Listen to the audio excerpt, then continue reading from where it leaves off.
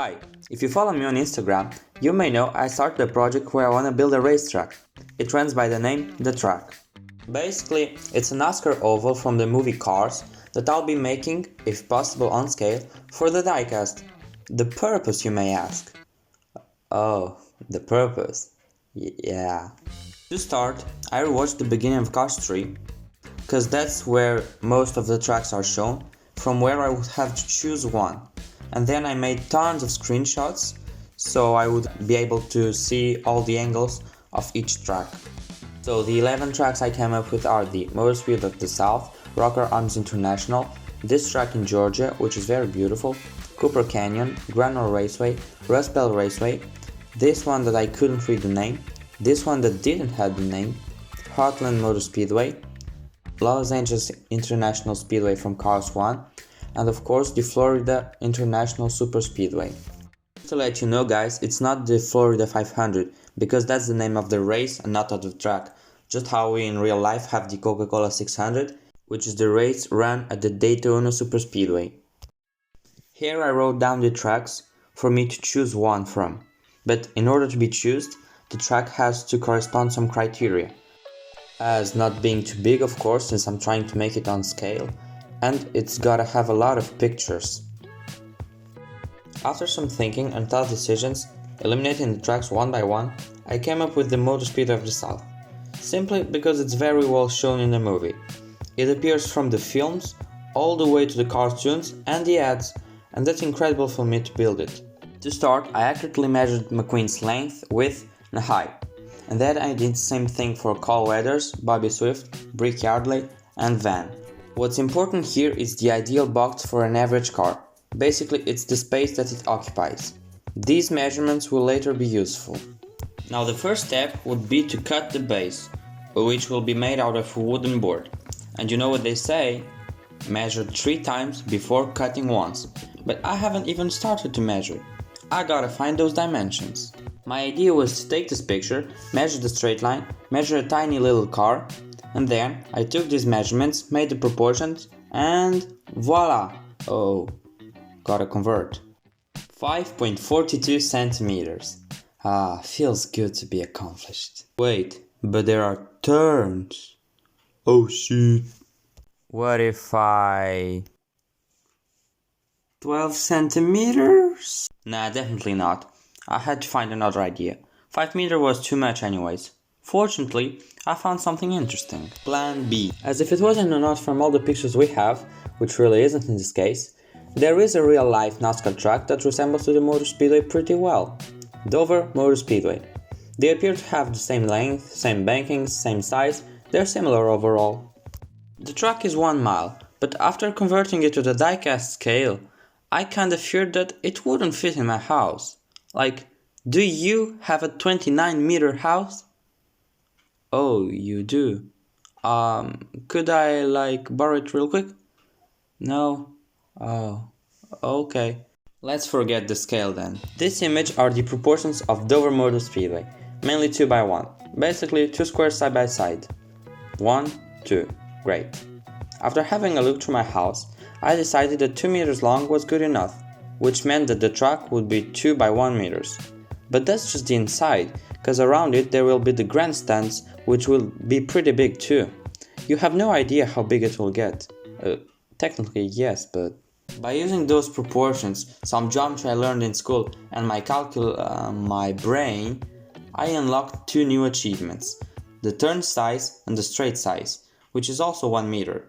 The cool thing about the 2 by 1 tracks is that the straight line is equal to the width of the track, so here we should have a square. See? Guys, don't say it's not, because it would completely kill my hopes. Here I have a top view of the track. The main focus are the layers. So there's the road course, then there's some concrete, and then there's the pit lane and grass part. I'd like the race course to be 3 cars wide, as in the movie, and I think that 9 centimeters for the pit lane will be good enough. Plus, there will be 2.5 extra centimeters for the walls around. Now let's see what we've got left. 39. Yeah, just as I thought. Too small. So like this is 40 centimeters. In half of that, I gotta fit the pit boxes, the pit crew, these buildings behind, the trailers, and the sponsor tents. This is the wooden board that the whole thing will be on. It's 1.25 by 2.5. After some 3-second thinking, it was obviously that we were gonna use the whole wooden board to make the track bigger. So there you have it, the new dimensions. We can actually start building. After improvising a compass, we drew the margins. Then we could start to cut. It was loud, very loud. And it's just the beginning! When we finished on both sides, we gave it a little sand, and the first step is done. The next step was to mark some more important lines on the track, as the pit lane or the different layers. These ones are the spots where the slopes that will incline the track will be. And these gaps we're cutting will later be necessary to install the grandstands, just like a puzzle. So here's the base all shredded. Now what's next to come is the true definition of paint, making the slopes. The slopes are those sort of triangles that we're gonna be using to incline the track. 10 of 10 degrees for each straight and 18 of 25 degrees around each turn. On paper it seems pretty straightforward. Take a piece of wood, make 1, 2, 3 cuts and it's done. But in reality it's a completely different story. The thing is that you need to be very accurate, and after trying with some non-appropriate equipment, we saw that it wouldn't work. The slopes were very chunky and uneven. It was weird, like it's one of those problems where you do not know what to do, you're lost, you know you have to do it, but you don't know how. We knew we couldn't give up, but that looked like the only option, and that's what was frustrating us. Eventually, with no hopes, we quit because it was getting too late. But then, the next day when I came back from school, these ones are the 25 degrees ones, and these ones are the 10 degree ones for the straights, and these ones for the turns. So that should have been tough. And they're so clean, especially if you compare them with the last ones. But how did he make them? Yesterday it seemed so impossible, and now... And for some reason my dogs are barking there. Think they may be happy too. But yeah. So now that the slopes are ready, we may start to glue them. So here we're putting them in place to see how it will look like when it will be glued. But before sticking them, there's something else that we must do. But thanks God, there's one more big step out of the list.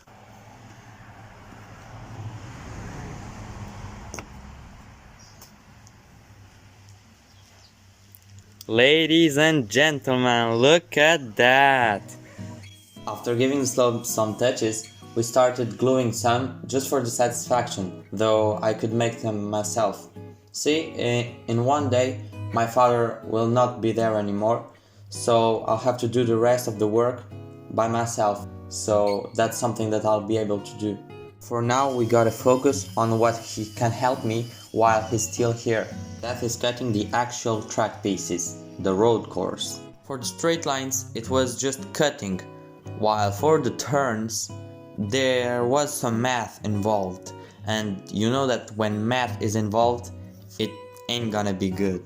Check this. You don't like it? Me neither, but it was useful. Thanks to that piece of paper we could do the whole cutting, but now that it's done, we can start the real fun part. One cut here, one cut there, and it's done. It was already making me so excited. Still, one thing was exciting me overall, and making me anxious at the same time. Cutting the turns. We already had the formula and the theory how to cut it, but still real life isn't the same thing as on paper. We would have to be very precise, because a lot of mistakes can be done and we only have one chance. Once it's cut, there's no more going back. It was night and surprises were still to come. Using the pencil marks that only we know how we made them, we started our engines. My father told me to not move the board by 1 inch. I was holding to that crap as if it was my life. Only did I know that my dad was a legend. It may sound kinda selfish, but he did those cuts so precisely. It was like it was manufactured. You know when you cut with your scissors and it becomes kinda wiggling? Now imagine that in place of those scissors you have a spinning blade that can cut your fingers off and it causes a maximum vibration that makes it move all around. Yeah, I already tried to cut with that blade, but it was like bruh. I wasn't waiting for it to be so perfect. I'm so thankful. It was one more step out of the list. I was so happy, especially when we put it on the slopes and my father said, "It will work." That's something to be happy about. At the end of the day we were both happy. It was a very good day. The next day my dad wasn't there anymore. He helped me with what he could and now he had to go. I was gonna have to do all the rest on my own. It was time to me to become a man. You know, because of all that cutting stuff that looks like coming straight from hell.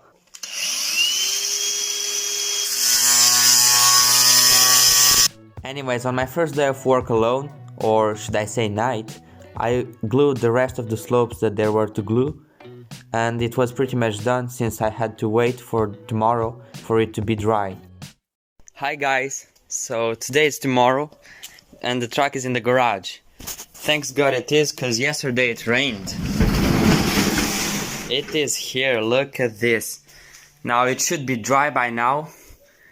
Oh yeah, it is. Stronger than ever. Now today's job it will be to put those track pieces on the truck. Like this. And here. Wow, it will be amazing. But as usually, easier said than done. We still have a long way to go. Again, I had to work on night because of school and everything. But the important thing is that I could get myself to work. Because sometimes it's hard. And we're equipped. Now that we're ready, let's glue it. I'll leave you with the footage.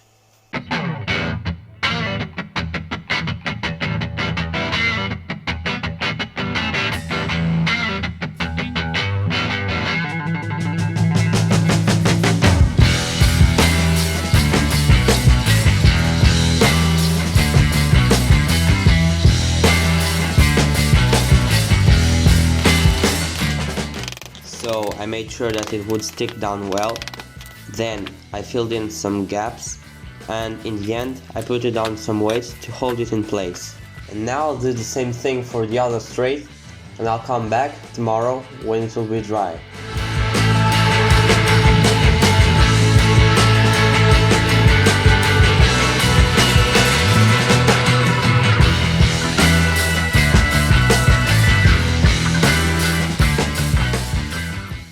So gotta make sure it won't dry.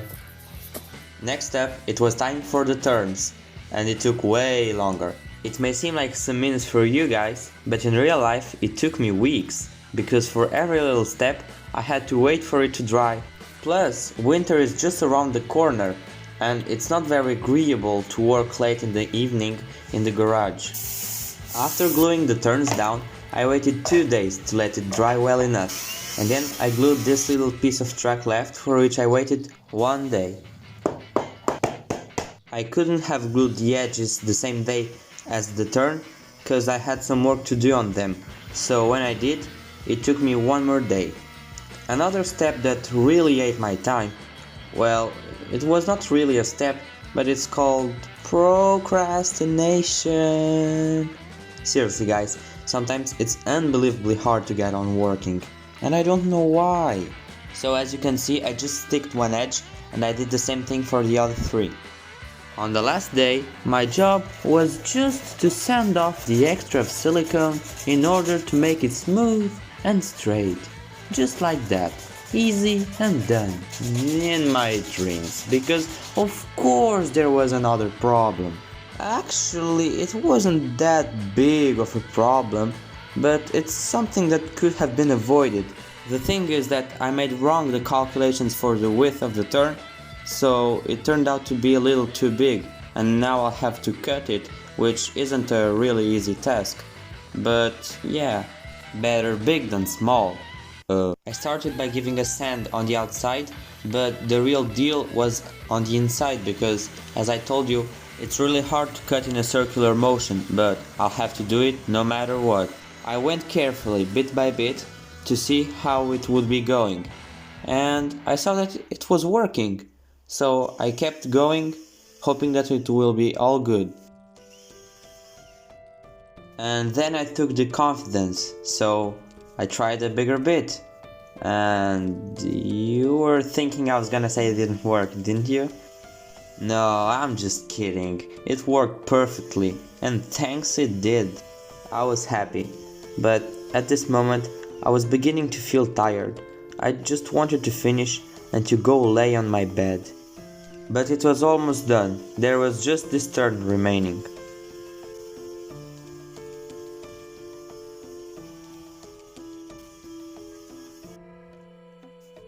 So guys, look at this. One more step is done. The road course is on the track. All cut, all put down to the millimeter. So you bet I'm happy. You bet I'm happy. I was wondering, do you guys want to sit with the grass on? Okay. Oh. There it is. Isn't it amazing, guys, how it only took 5 seconds from my life to do all this? Guys, it's just an edit. Now that the main base is done, we can move on to the details, such as the walls, the buildings, or the pit lane. The next step on the list are the walls. There are 3 types of walls. The ones from the pit lane, the outside walls, and the walls from the inside. But since this video is already too long, I'm gonna be doing a part 2 where we'll build the pit lane, the pit boxes, the pit crew, the sponsor tents, the buildings, that huge TV in the middle, the podiums, and of course the walls. So stay tuned because soon we're gonna be back on track. And of course, if you enjoyed, don't forget to leave a like, that would be very helpful. See y'all!